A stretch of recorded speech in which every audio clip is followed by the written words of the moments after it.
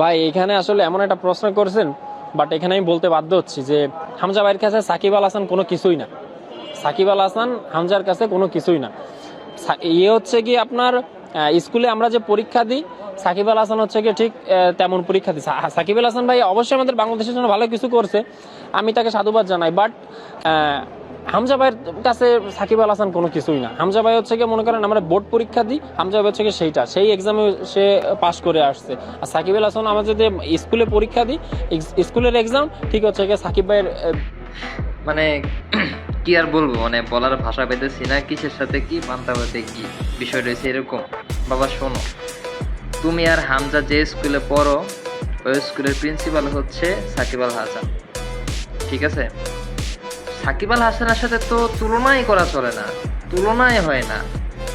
হামজা ভাই 2-3 বছর ধরে একটু হাইলাইট হয়েছে, তারপরে তোমরা চিনো, তারপরেও খুব বেশি মানুষ চিনে না দেশের বাইরে।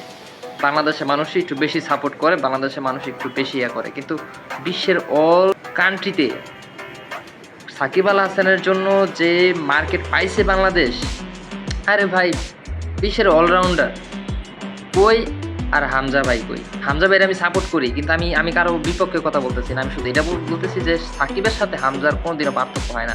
ভাই সাকিব আল হাসান হচ্ছে বিশ্বের মধ্যে অলরাউন্ডার, আর হামজাকে চিনা কয়জন বাংলাদেশের বাইরে? চিনা কয়জন? ওকে মেসি রোনালদো হয়ে গেছে যে সাকিব আল হাসানের পিছনে ফালানোর চিন্তা ভাবনা করতেছে? মানে বাংলাদেশে যদি কেউ হাইলাইট করে থাকে সারা বিশ্বের মুখে, সেটা হচ্ছে সাকিব আল হাসান। বাংলাদেশকে যদি হাইলাইট করে থাকে, যদি বিশ্বের কোনো দেশ বাংলাদেশের ক্রিকেট চিনে, তাহলে সাকিব আল হাসানকে জানতে হবে। কিন্তু ফুটবলের নাম আসলে কিন্তু হামজার নাম আসে না, হয়তো বা ক্রিস্টিয়ানো রোনালদো, মেসি, নেইমার, পেলে এদের নাম আসে। তো ভাই এরা হচ্ছে প্রতীক, এই ক্রিকেটের প্রতীক হচ্ছে বলা যেতে পারে যে সাকিব আল হাসান।